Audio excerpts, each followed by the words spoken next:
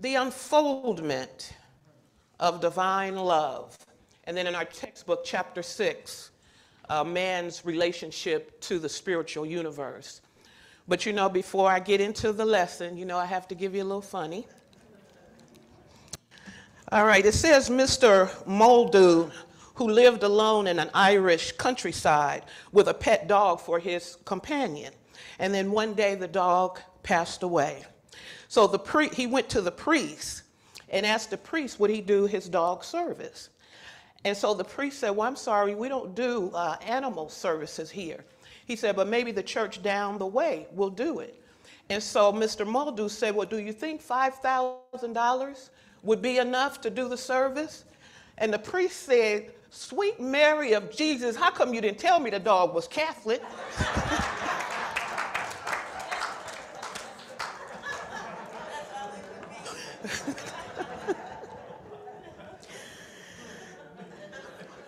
The unfoldment of divine love is claiming and affirming our inheritance, made in that image and that likeness, unleashing our divine power for the greater good of our lives that we may demonstrate to others. So all that we've heard in song and in prayer this morning is about peace and love, and let it begin with each of us. It's like I told you before, we cannot expect from others what we're unwilling to give ourselves. The unfoldment of divine love is less of our judgmental human self and more of our spiritual beingness, more of our divine calling, allowing God's wisdom to interrupt our limited plans.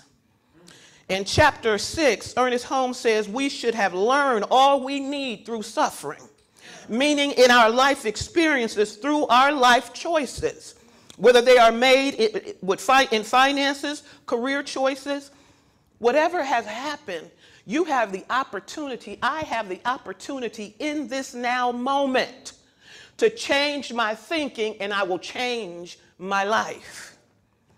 We've all been given free will, choice, dominion, power to navigate through all of the stuff.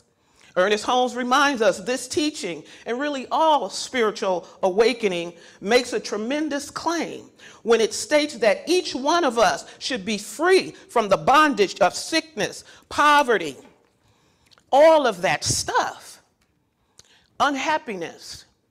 Once a thought is believed in, the thinker gives it life. Oh yes, life happens and any experience may come, but it is what we think about the experience that will change the dynamics of it. Because if you give it power, it has to stay with you. But as long as you're willing to release it because you know that you're not doubting God, as she's saying, then you know that God is doing something on your behalf. But if you don't allow that thought to sit with you until you actually believe it, it can't take root. You will not be connected. You won't feel connected. We're always connected with God, but it's our thinking that separates us from that feeling. The unfoldment of divine love is urging us to awaken to it right now. There's this allegory that I've told once before. It's called the spoon allegory. And it says that a man once was taken on a tour of hell. And we're not talking about a place, we're talking about a state of consciousness. And was surprised by what he saw. All of its inhabitants sat at long tables in a dining room, spoons in their hands. And it was the best smelling, best looking food that ever graced that space. And in that dining room, it was filled with the aroma of goodness, one that make your mouth want to water. But all the diners' arms were tied to slats of wood that kept their arms extended. And in this position, the poor souls were unable to bend the spoons to their mouths. Hell was filled with the hungry, tortured by the fact that they were so close to this most amazing food imaginable, but yet couldn't eat it. Then the man visited heaven and found the same scenario, long tables, hungry souls, strapped arms, unable to bend their hands to their mouths. But there was a profound difference. The souls in heaven sat across from each other, not trying to feed themselves, but trying to feed the person sitting across from them. That's what this life thing is all about. Being a servant, allowing God to demonstrate itself within you. You see, the difference between heaven and hell, it might be said, is that the inhabitants of hell are concerned only for themselves. Heaven, on the other hand, is populated with people who spend their time serving and thinking about others. That's the unfoldment of divine love. I tell you, if we are not obeying the spiritual laws of the universe, we are then subject to the elements of the world. And you might say, well, Reverend Lisa, what about those of us who do good, who do the right things, who wants the best for mankind? Then I would say to you and to myself, the universe is moving everything. Everything is working together for your good when you put your consciousness there. You change your thinking, you change your life, you change your circumstances, and you allow the Spirit of God to utilize you as an example. See, there's something, we all sitting here, I'm standing, but there's something greater than this human self that's beating our heart. Y'all just sitting there, ain't doing nothing, but your heart is beating, your blood is flowing, hair grows, you cut yourself. Something is happening because you can see the healing. So it tells us there's something within us that really don't have no words. But we have to give it words so we can express what we're talking about and what we're feeling. Reverend Gerald, we always say this: you don't have a testimony if you haven't had a test. And Reverend Gerald says you won't have no message if you ain't had no mess. So you gotta go through some things just to learn how powerful you are and what's working and backing you up. If you don't go through nothing, you won't know about what God is in you and what God can do on your behalf. See, we call what God does and we can't explain it. We call it miracles. That's the only way we can, but God is unexplainable. We know that it's a power and it is working together for our good. God doesn't have to punish us. We do enough of that ourselves. When the word said, I created you in my image and likeness, what could God create but only out of itself? It said, let there be. So God called each and every one of us forth, and we still here because God still has need of us. Unfold in divine love. May we quit stuffing our past and experiences in the subconscious, as practitioner Beverly said this morning, because that's the memory bank. Every person you've ever met, everything that's ever been said to you, it sits there if you don't sweep it out. When you wake up every morning, you're supposed to speak your word before you do anything else. You describe to the universe what your day is going to be. Don't let yourself stand for happen chance. Speak your word. Your word has power. That same power that the master teacher Jesus used, that same power is within us. Why do you think he always stayed walking alone so much? He didn't want to deal with people either.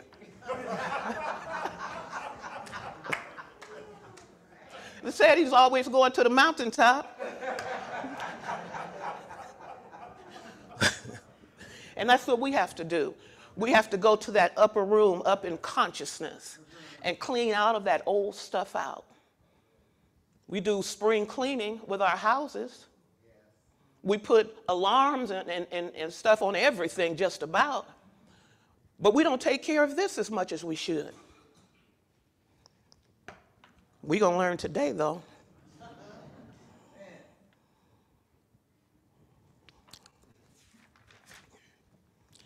Let the old go and allow yourself to think a new thought. I've told you this before, that when you get rid of that old stuff, you make room for some new stuff. Louise Hay tells us the point of power is in the here and now, in our own minds. Power does not care about illness, financial issues, rotten relationships, self-hatred. The human does because we want to make sense of it and prove it's not our error. See, we're always talking about what we didn't do, but what are you doing for your sanity, for your peace of mind, for the loving relationships you say you want? What are you doing? God is waiting on you to put your request in. We go to a restaurant, we put our request in, we tell the waiter what we want. The universe is a big spiritual restaurant. Tell the waiter what you want.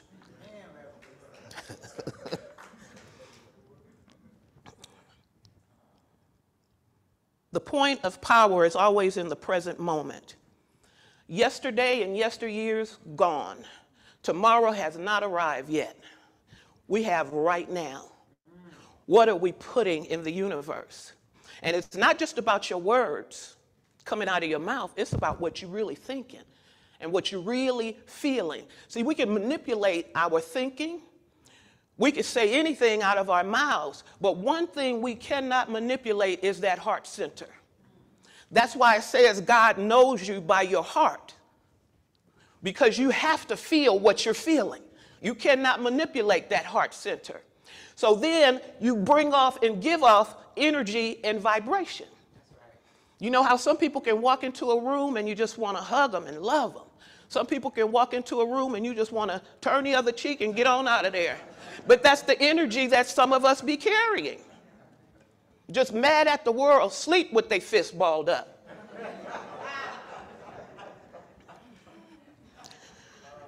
We want peace of our mind. How much attention have we put towards peace? For any argument, there could be no peace. We didn't come here to argue with one another.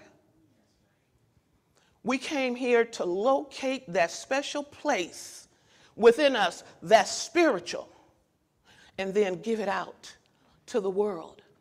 All of this stuff that we see going on in the news and out there in the world is collective consciousness.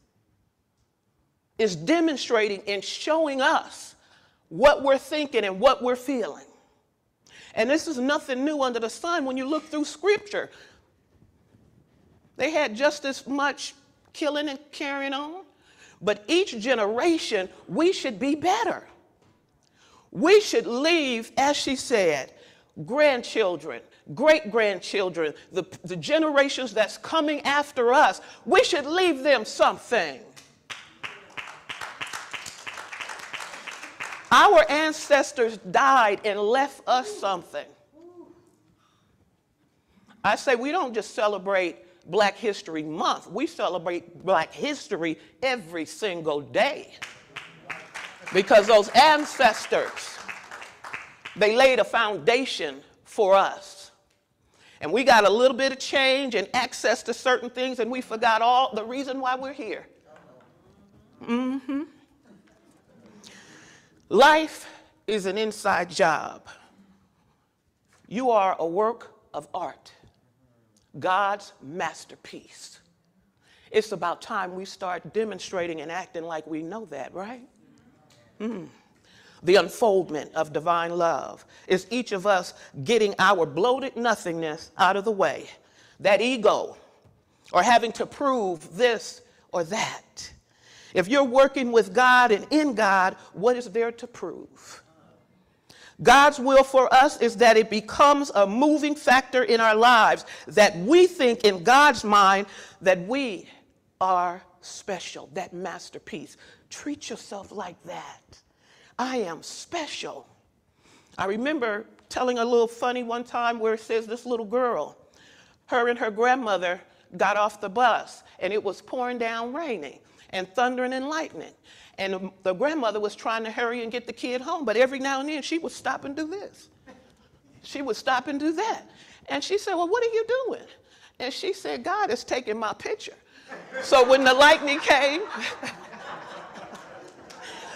And that's how we have to live our lives, like God has his eyes on us.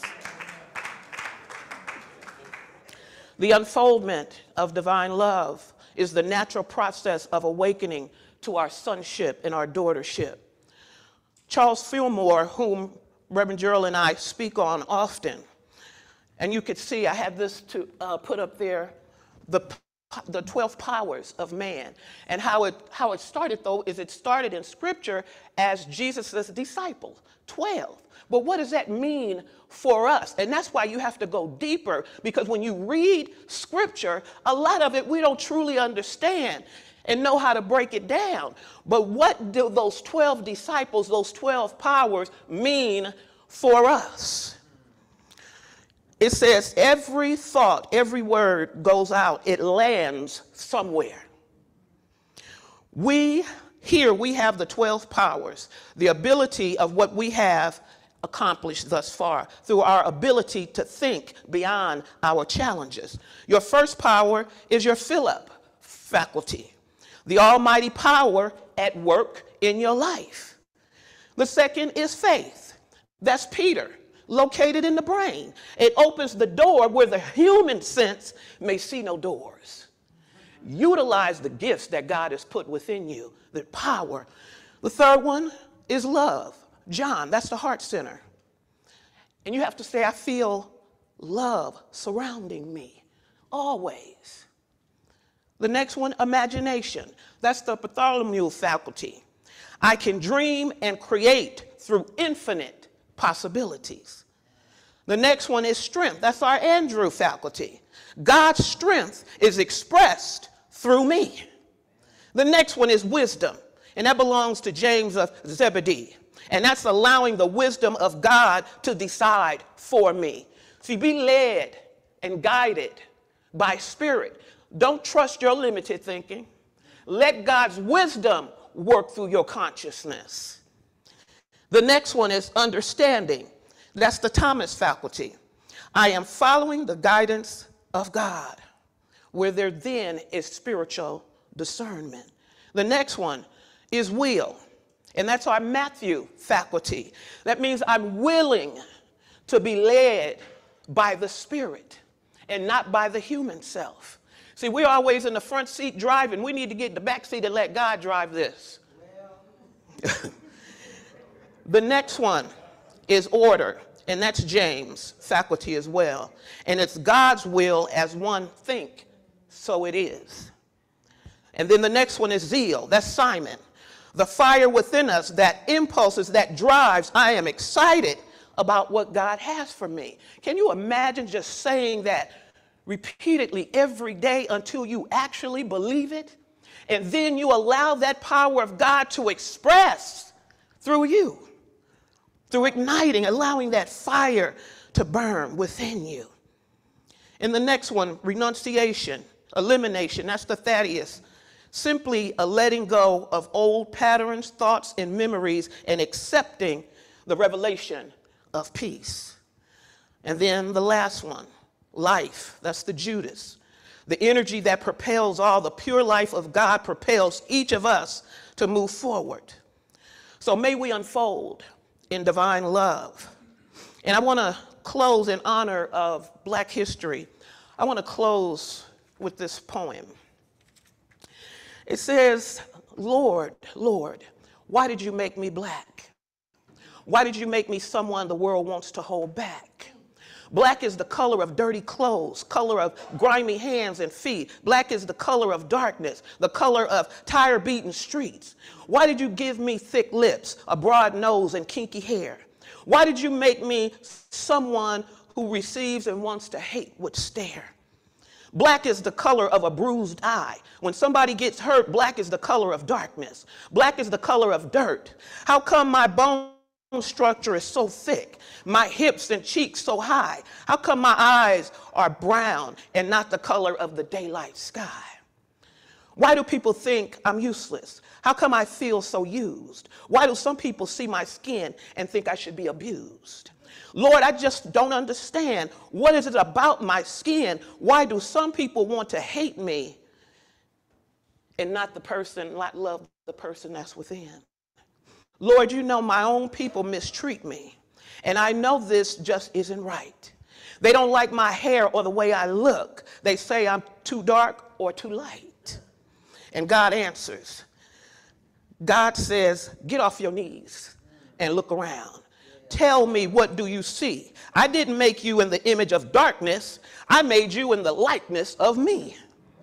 I made you the color of coal from the beautiful diamonds that are formed.